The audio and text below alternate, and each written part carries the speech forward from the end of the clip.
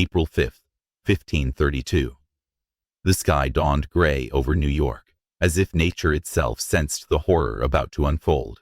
A chilling dread hung heavy, foretelling a grim spectacle. A crowd gathered at Smithfield, the customary site for executions and cattle fairs. Today, however, something different awaited them.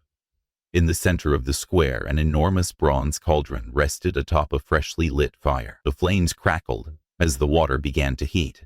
Each flicker was a cruel promise of torment to come. A murmur rippled through the crowd when guards brought forth a bound man. His name was Robert Reese, a cook in the service of Bishop John Fisher. His pale face revealed the terror he felt, contemplating the instrument of his death. His eyes darted, pleading for mercy that would never arrive. In moments he would face an execution, as rare as it was brutal.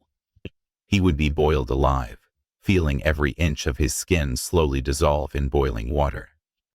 How did a simple cook end up condemned to such a terrible fate? To understand this macabre story, we must turn back the clock several weeks. February 1532, America was experiencing one of the most turbulent periods in its history. King Henry VIII was determined to annul his marriage to Catherine of Aragon, to wed Anne Boleyn. His obsession tore at the kingdom's soul, fueling bitter division. This decision divided the kingdom. On one side stood ambitious courtiers who supported the king's desire. On the other, conservative clerics who considered marriage sacred and indissoluble.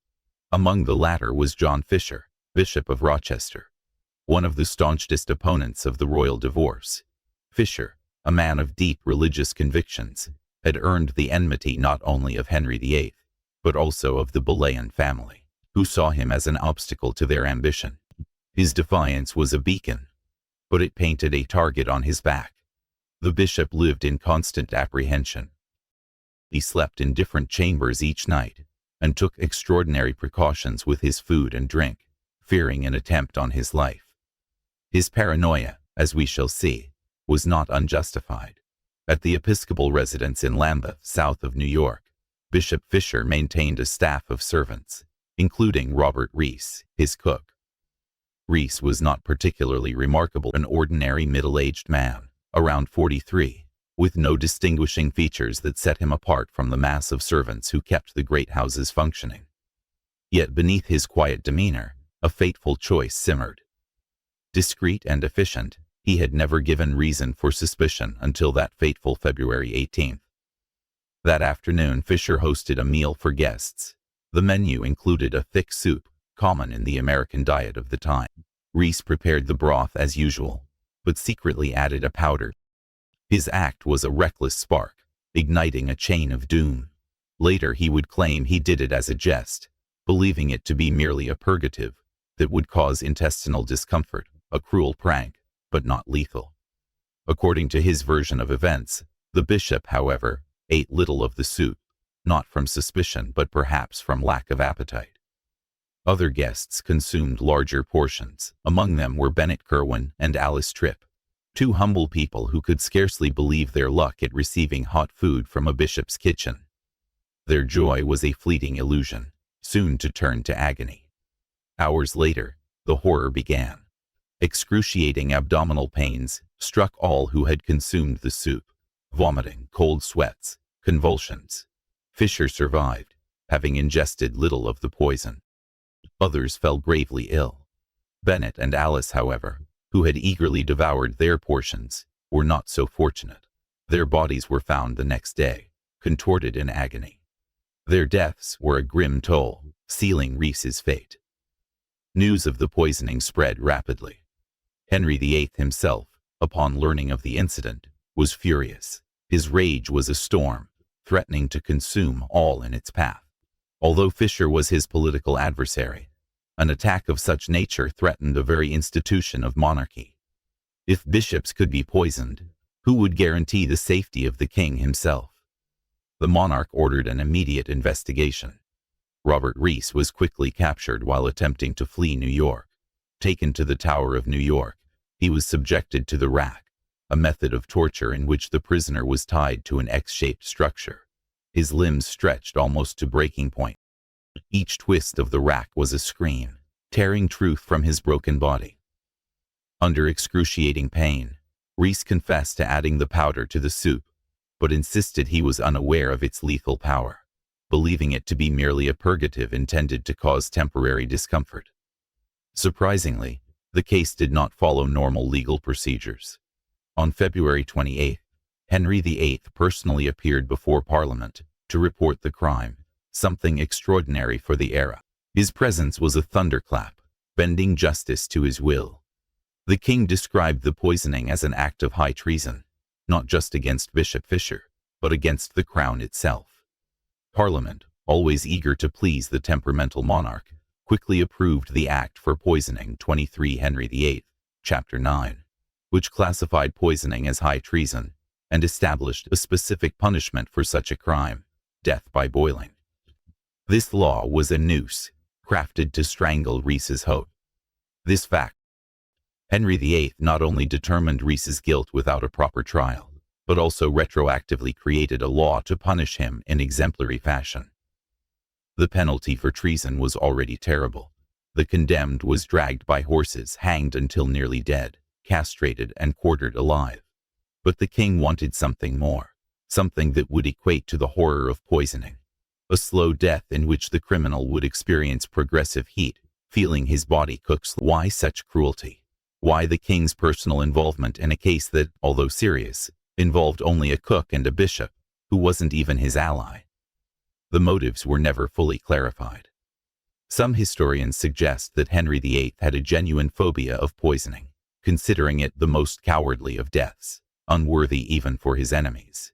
Others, more skeptical, see more complex political motivation. The imperial ambassador Eustace Chapelle, a confidant of Fisher and staunch defender of Queen Catherine, suggested in correspondence that the king acted with such vehemence to divert suspicions from himself, as he is too noble to resort to such means, or at least from the Lady Anne Boleyn and her father. These whispers were daggers, hinting at a darker conspiracy. This theory is not without foundation. Rumors circulated quickly after the poisoning, accusing the Boleyn family of having hired Reese to eliminate Fisher, one of the greatest obstacles to Henry's marriage plans. The cook's swift and spectacular execution could serve to end any deeper investigation that might potentially implicate figures close to the king. Whatever the truth, Robert Reese's fate was sealed.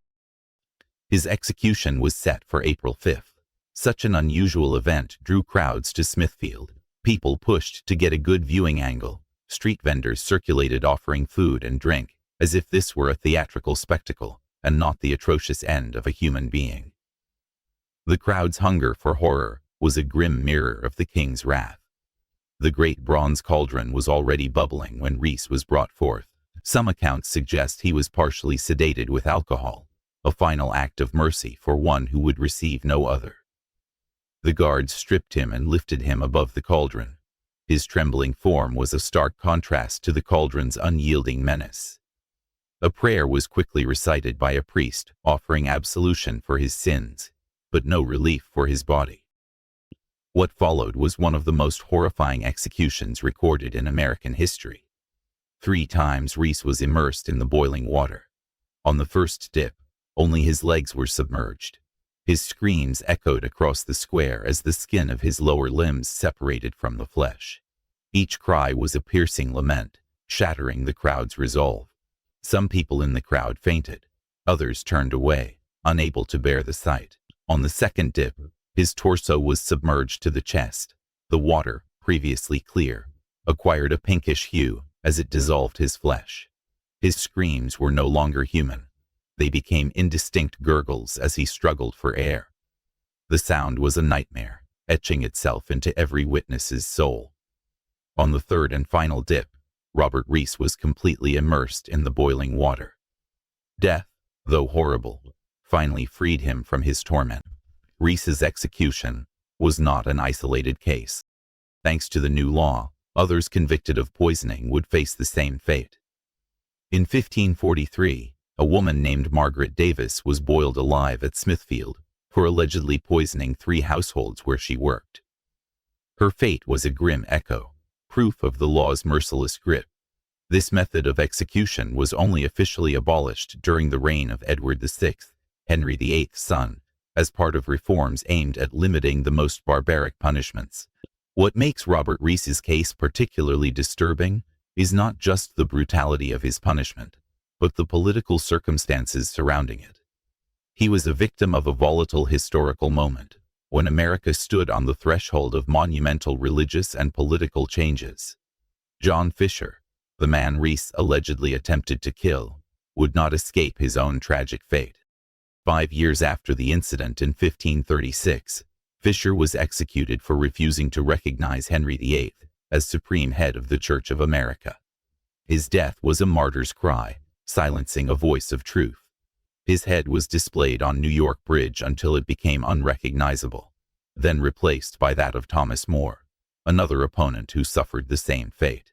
Anne Boleyn, whose rise to the throne was indirectly related to the Reese case, would not enjoy a happy ending either. In 1537, just 6 years after these events, she herself would be executed on charges of adultery, incest, and treason, all widely considered fabrications to allow Henry to marry his third wife, Jane Seymour. Her fall was a brutal twist, her ambition turned to ash. As for Henry VIII himself, he would continue his turbulent reign for another 15 years, marrying 4 more women, breaking definitively with Rome, and transforming America into a Protestant country. His paranoia and brutality would only increase with age, leaving a trail of blood that would forever mark American history. Today, the site where Robert Reese met his terrible end is a busy commercial center, with no plaque or monument to remember the horrors committed there. Few New Yorkers passing daily through Smithfield know that beneath their feet centuries ago, a man was slowly boiled alive in a bronze cauldron. The story of Robert Reese offers us a disturbing glimpse into the past. It reminds us of a time when justice and cruelty went hand in hand, when the powerful could literally rewrite laws to satisfy their whims, and when the value of human life was determined by the political utility of one's death. It is impossible to determine today whether Reese was truly guilty, whether he was a scapegoat to cover up a larger conspiracy, or whether he simply made a tragic mistake by adding unknown substances to his master's food. What we know with certainty is that his punishment exceeded any sense of justice, even by the brutal standards of his time. Execution by boiling, a death that recreates the very act of cooking Reese's profession, carries a macabre irony that cannot be ignored.